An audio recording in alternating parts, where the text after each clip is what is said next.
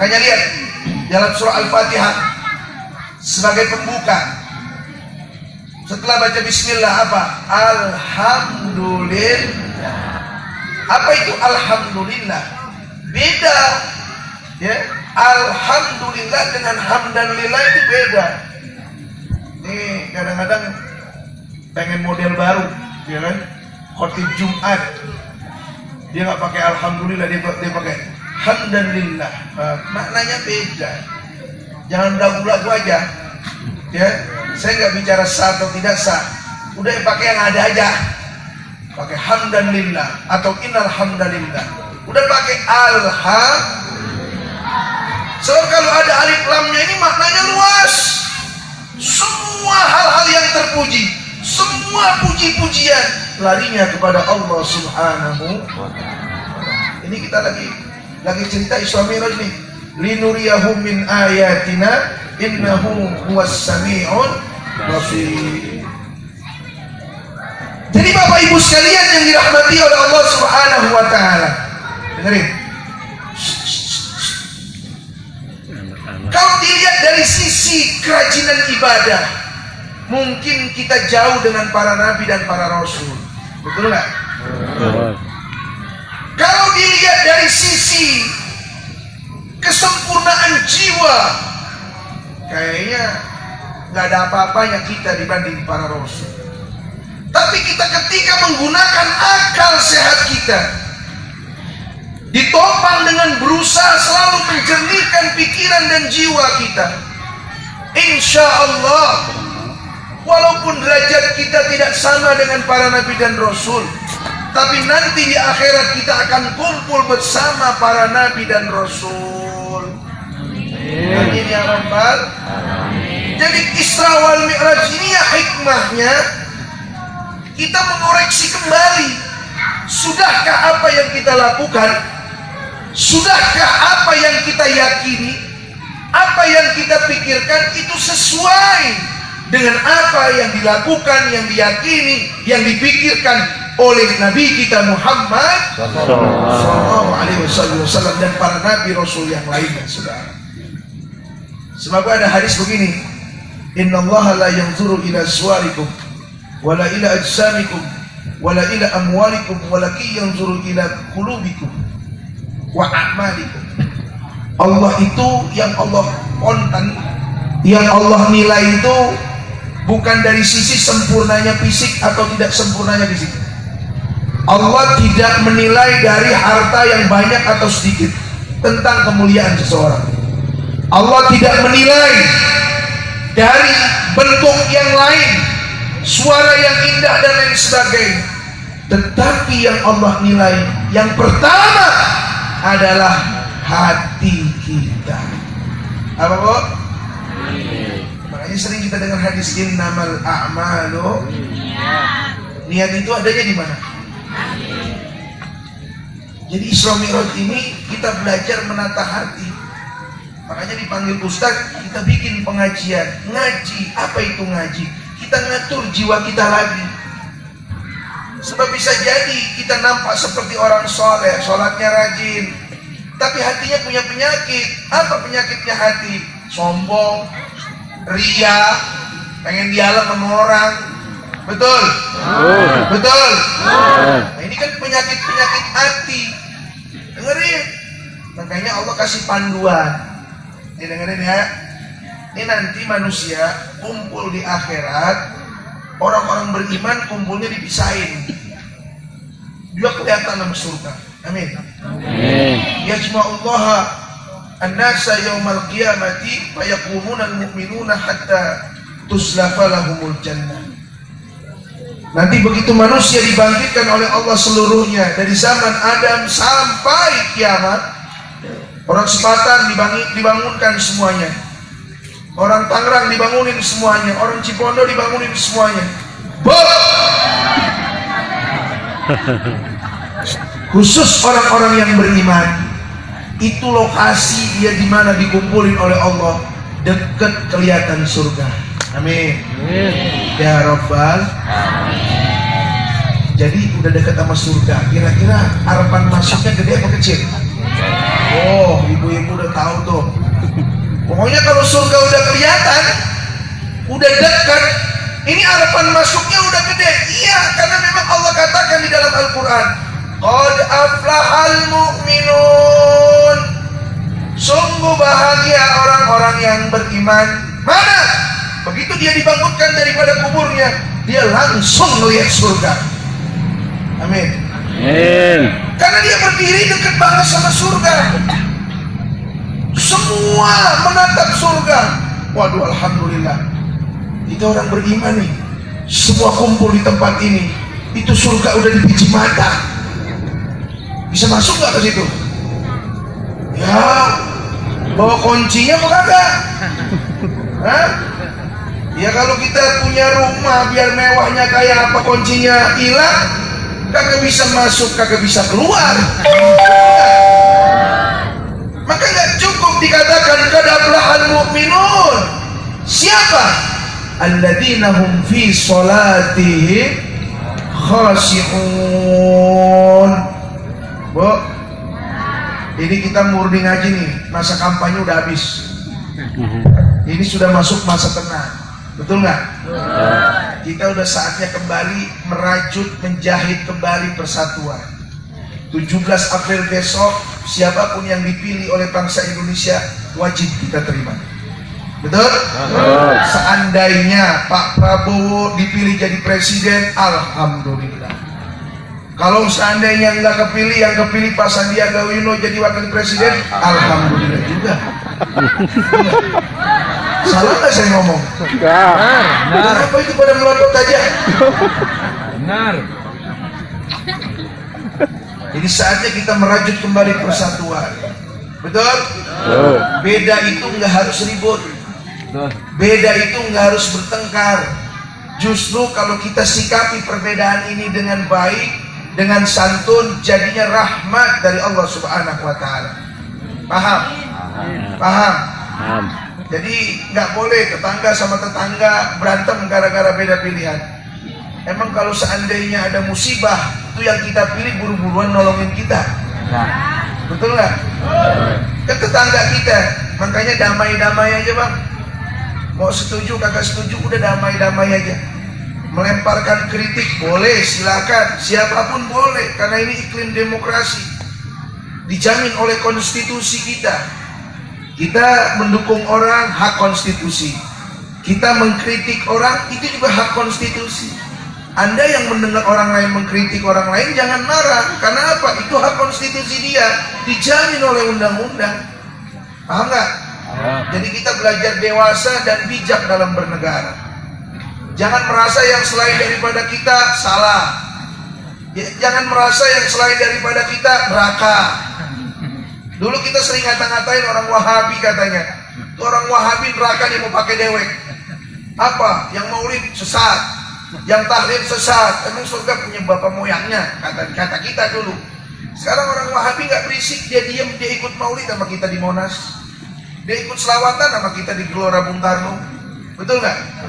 Betul nggak? Udah bagus, karena mereka mulai tercerahkan. Ustaz Khalid Basalamah tadinya Wahabi tulen, tapi sekarang sudah mulai berpikir moderat. Syafiq Basalamah dulu seorang Wahabi tulen, tapi sekarang sudah mulai berpikir moderat. Alhamdulillah. Kita bersyukur dengan ilmu semua bisa diselesaikan. Abu Bakar Ba'asyir dulu anti sama maulid. Begitu ketemu sama Habib Rizik di penjara, diajak berdiskusi, diajak berdialog tentang hadis kunut subuh, hadis maulid Nabi, hadis ini dan itu. Abu Bakar Ba'asyir walaupun dia tidak kunut, tapi dia tidak mengingkari hadis tentang kunut. Pakai ilmu, bukan pakai adat. Paham nggak? Ini mah kita merasa sekarang kebalik, penyakit Wahabi ada di diri kita. Sama-sama baca maulid, sama-sama kunutan, cuman gara-gara kiainya kagak didukung, gua dibilang kafir. Ego. Sama-sama kunutan, sama-sama tahlilan. Gara-gara kiainya saya kagak dukung, saya dibilang Wahabi. Saya tantangin lu, gua tantangin baca kitab maulid berapa yang gua hafal. Lu baru hafal kitab berjanji, gua 5 hafal kitab maulid, kagak sombong. Betul kagak? Muludan banyakan gua tiap malam Jumat baca mulut, Jumat pagi baca mulut. Ya, ziarah kubur, banyakkan gua tiap Jumat pagi ada di luar Batang. Betul. Cuma ini penyakitnya cuma satu, gara-gara beda pilihan, lu tuduh saudara lu sendiri, munafik lah, ya, kampret lah. Aduh, jangan terjebak sama urusan dunia, jangan terjebak. Emang dunia apa hubbud dunia ra'su kulli khati'atin. Ya, cinta sama dunia ini sumber masalah. Makanya kita nih para ustadz kasih contoh yang bagus. Betul? Ada pemilihan lurah, biarin ustadz jangan ikut nyalon. Coba ada ustadz nyalon lurah, pecah nih masyarakat. Betul nggak, Bu? Ustadz sih nyalon lurah, padahal yang ngomong begitu dulu ngajinya sama itu ustadz. Cuman gara-gara yang ngelawan ustadz itu pamannya, dia belain pamannya. Ustadz mah bagusnya kalau mau dukung silakan, kalau mau doain silakan, tapi kalau turun ke gelanggang jangan. Betul nggak? Kayak kemarin pemilihan gubernur, saya dipanggil ajak bicara dengan Wahidin Halim. Pak Wahidin, saya ajak bicara sudah, maju Pak, Banten masih butuh Bapak. Ya, kita dukung, alhamdulillah orang Sepatan suaranya bagus, menang Pak Wahidin jadi gubernur. Tapi begitu dia ngomong salah, 6 guru kronjo dia pecat, saya orang yang pertama kali negur di media sosial. Surat saya tuh yang beredar, yang menegur, wahai gubernur, Anda terlalu ceroboh. Siapa yang berani? Orang yang paling dekat. Paham gak? Siapa? Ya saya. Ada kiai keberatan, maaf kiai, ini hak saya untuk menegur dia. Saya takut ntar dia masuk neraka, saya dibawa-bawa lagi. Betul gak? Ya seperti itu. Betul gak? Presiden siapapun misalnya, Jokowi yang jadi, ya kiai-kiai yang dekat Jokowi harus berani negor. Jangan dibagusin terus. Pak Jokowi, ini utang negara udah kebanyakan. Kasihan masyarakat, ntar kena imbasnya, inflasi di mana-mana. Karena utang kita terlalu tinggi, rupiah kita jadi tidak berharga. Ya nggak? Utang warisan kepada anak-anak bangsa terlalu besar, pendapatan per kapita terlalu kecil. Ini bahaya negara kita ke depan. Ya, nasihatin tuh kiai-kiai yang dekat Jokowi. Jangan giliran diundang makan ke istana ngakak-ngakak, ketawa-tawa kegirangan. Nggak boleh, nasihatin. Kita udah sepakat sama Habib Rizik, Hanif, semuanya tuh. Kalau besok Prabowo jadi, jangan ada yang mau diambil jadi menteri. TPI nggak boleh ngirim orang buat jadi menteri. Kita lihat, kalau dia benar kita doain. Kalau Prabowo salah kita tegur. Kalau dia keliru kita lurusin. Kalau dia kagak dengar kita perangin. Begitu baru jagoan. Betul nggak? Jangan begitu jadi. Ya, sorbannya nyengset di depan presiden mendak-mendak begini. Lihat-lihatin agama aja. Lu mending berhentiin Jai. Betul nggak? Ya Ustaz, mudah-mudah belagu banget. Gitu, Bapak datang ke rumah saya, bangku saya gedenya segini, tapi bangku tamu pendek. Wali kota yang datang duduk di bangku yang lebih pendek dari tapi kalau guru saya yang datang, saya pindah ke bangku yang pendek. Guru saya taruh di sini. Ya, ditanya ngapain ente kemarin? Wali kota kemarin belum lama datang ke rumah. Ngapain ente kemarin? Oh, silaturahim. Saya terima silaturahim ente. Saya minta nasihat, saya nasihatin A, B, C segala macam. Sudah selesai dia sudah. Pak Kiai, saya mau nyumbang buat pesantren. Jangan. Ente datang kemari mau silaturahim. Kalau nyumbang terjadinya nyogok saya. Saya nggak terima Pak 200 juta. Tanya wali kota. Bukan karena saya kaya, saya belagu orangnya. Nggak apa-apa. Yang penting kalau ada, makanya tadi saya dengar tadi kampanye katanya Blanwin nggak dikasih air. Apa nggak ngomong dari pagi? Kalau dari pagi gua telepon, gua omelin wali kota. Arif, lu jangan malu-maluin gua. Lu kan gua yang doain waktu daftar di KPU di atas panggung. Betul nggak? Oh, harus berani. Makanya Ustadz harus dekat sama lurah. Kalau lurah macam-macam omelin. Betul nggak? Cuma jangan nyalon jadi lurah. Ustadz kalau jadi lurah mah udah kaki umur 76 tahun. Angka punggung, dia pantas juga kagak. Nyalon lurah, tawa aja lu. Nyalon lur, jangan. Kiai udah tua, umur 70 tahun, kacamatanya udah tebel banget. Nyalon lurah, jangan. Kedengarannya kagak sedap, betul nggak? Ini ibu-ibu no, di tempat di gerobak sayuran pada ngomong, "Mang Kiai itu nyalon lurah." Iya, yakin dong mampus nyalon lurah. Hilang akhlaknya, betul nggak? Hilang adabnya, betul nggak? Kiai mah kan kayak ikan arwana, Pak. Ikan arwana mahal apa murah? Mahal tuh yang warnanya merah, bisa 100 juta, Pak. Tapi kan mahalnya kalau dia ada di akuarium di dalam air, betul nggak? Dia masih hidup, ada di dalam akuarium, meliuk-liuk dia di dalam akuarium. Berapa duitnya? 100 juta. Laku, Pak. Coba kalau arwananya ada di penggorengan ibu-ibu, berapa duit? Goceng orang kagak mau, bodohin gua kagak. Artinya habitatnya, betul nggak? Habitatnya di mana nih kita? Nih kalau di Isra Mi'raj nih, Kiai dihormati, lihat tuh. Ibu-ibu cuma air mineral, saya susu ada, aquanya juga aqua botol, pakai nampan, dipisahin sama gelas, terhormat nggak? Terhormat. Coba kalau saya nyalek, ngundang, dananya minta sama saya datang bukan saya yang diberkatin, saya yang mikirin berkatin di sini, betul nggak? Nah, udah kita mah ngurusin jamaah aja. Paham nggak? Nah, kita kembali lagi. Pendukung 01 kupingnya pada pengeng. Ya udah lu telan aja. Udah lu telan aja, telan lu. Kalau lu kagak suka ya ntar urusannya di luar pagar. Lu mau ajakin kongkoy ayo, lu mau ajakin gandeng juga ayo. Gue seorang Betawi, setiap gue keluar gue udah kagak mundur lagi. Pulang ketahuan. Betul nggak? Mobil gue Prado, lu bisa ngejar kagak?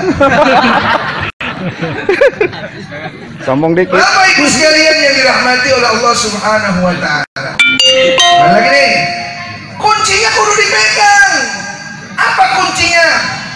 Alladzina hum fi salatihim khashi'un. Bukan cuma sekedar sholat, Allahu Akbar, ruku, iktidal segala macam. Khusyuk. Khusyuk itu terkait dengan apa? Dua, dengan kolbu, dengan aklu. Hatinya bersih, akalnya sehat. Khusyuk melahirkan 3 sifat. Setidaknya yang pertama, al-inkhifad, rendah diri. Orang yang akalnya sehat, dia bisa memposisikan dirinya di mana dia harus berakhlak, dengan cara apa dia harus hidup, bergaul segala macam. Betul nggak? Coba ada kalau ada orang lagi kongko di pos ronda, ada orang lewat, dia nyelonong aja, apa yang Anda pikirin? Ini orang punya otak apa kagak sih? Betul nggak? Makanya al-inkhifad. Khusyuk itu melahirkan al-inkhifad, tawaddu di hadapan Allah, di hadapan manusia. Sholat itu mengajarkan kita tawaddu di hadapan Allah, aplikasinya nanti di hadapan manusia. Bu, kalau kita sholat sunnahnya, ini mata kita ke atas apa ke bawah? Merem, makruh. Ada orang sholat matanya merem saking khusyuknya, makruh. Lo khusyuk aja, sholat merem saking nyari khusyuk, nggak bakal ketemu. Khusyuk itu dicari bukan dengan cara memejamkan mata, justru dapat makruh kita. Saking pengen khusyuknya nangis, makruh juga. Ya, jadi khusyuk itu akal yang sehat, jiwa yang bersih. Masuk ke dalam sholat dia nggak pikirin yang lain, betul? Akalnya berpikir, bagaimana rasa takut itu harus dihadirkan di hadapan Allah. Pak, kalau kita lagi ibadah seolah-olah kita ada di tepi jurang. Ini saya berdiri, ada jurang kedalamannya 100 meter. Ngeri nggak berdirinya kita? Orang ibadah harusnya begitu. Jadi dia ngeri banget di depan Allah. Kayak orang kerja, mandor datang, kira-kira bagaimana? Ada mandor. Betul nggak? Karena takut diawasin dan kerjaan kita kagak bener. Sama, Allah itu selalu mengawasi kita. Merasa nggak kalau kita diawasi Allah? Kalau kita merasa, kita akan tawaddu, menghadirkan khusyuk. Makanya Al-Quran udah bukan bicara tentang jumlahnya sholat, caranya sholat. Alladzina hum fi sholatihim khashi'un. Ini surah Al-Mu'minun ayat pertama, kedua, ketiga, dan seterusnya. Jadi Isra Mi'raj ini menjemput kunci surga. Karena yang diperintahkan Allah langsung lewat peristiwa Isra Mi'raj adalah sholat. Paham? Menjemput pintu, menjemput kunci pintu surga. Itu yang pertama, kunci surga yang namanya sholat. Minum dulu boleh nggak? Boleh. Ini udah kecapean ini. Tadi malam saya ceramah pulang udah larut. Tadi pagi sampai sore ada manasik umroh. Karena nanti tanggal 22 saya berangkat umroh sama jamaah. Ya. April dan Desember saya berangkat umroh. Insya Allah. Pulang jam 5 baru duduk di bangku, istri udah bilang ada kondangan. Orang Betawi kan begitu, kondangan mulu. Saya lihat kondangan ada 4, banyak amat ini. Mau nggak mau saya datang jalan bawa motor tadi boncengan sama istri. Udah nyampe rumah maghrib. Ya duduk maghrib. Kita baru habis sholat wiridan sebentar, kita langsung rebahan nih, saya mau istirahat dulu sebentar. Hah? Bocah tuh yang kecil, dan nunggak-nunggak aja. Gue bilang ini baru punya bini, aduh repot. Aduh, kan main dah. Jangan. Ya, setiap resikonya berat juga berarti nikmatnya juga banyak. Ya. Tadi lagi cerita yang gak enaknya doang, kalau bapak-bapak doang cerita yang enak-enak. Baik, yang kedua, walladzina hum 'anil lagwi mu'ridun. Jangan pada merengut aja Pak 01. Apa cerita nyalon lurah lu larinya ke sono-sono. Ya gue mau bilangin aja. Biar lu pada balik maksudnya. Kan kalau nyalon lurah tuh kiai kita anggap ini tuh jadi kiai lagi dia. Dapat pahala kita. Oke, jangan dipilih tuh, biar jangan dia jadi lurah, biar dia jadi kiai lagi. Akhirnya dia jadi kiai mimpin umat lagi, dapat pahala kita. Lu bilangin aja. Lu jangan pakai ngomongin usul fikih segala macem. Gitu-gituan lu masuk-masukin usul fikih. Mendasar tua mah tua aja. Betul enggak? Mana yang kedua, walladzina hum 'anil lagwi mu'ridun. Kunci surga itu adalah orang-orang yang berpaling dari bermain-main dalam urusan agama. Gak boleh bercanda kalau untuk urusan ibadah, sholat, puasa, zakat, dan lain sebagainya. Makta, ghair makta, yang dalam hitungan oleh Allah itu hitungan ibadah, gak boleh kita anggap remeh, gak boleh kita anggap temeh, gak boleh kita anggap rendah.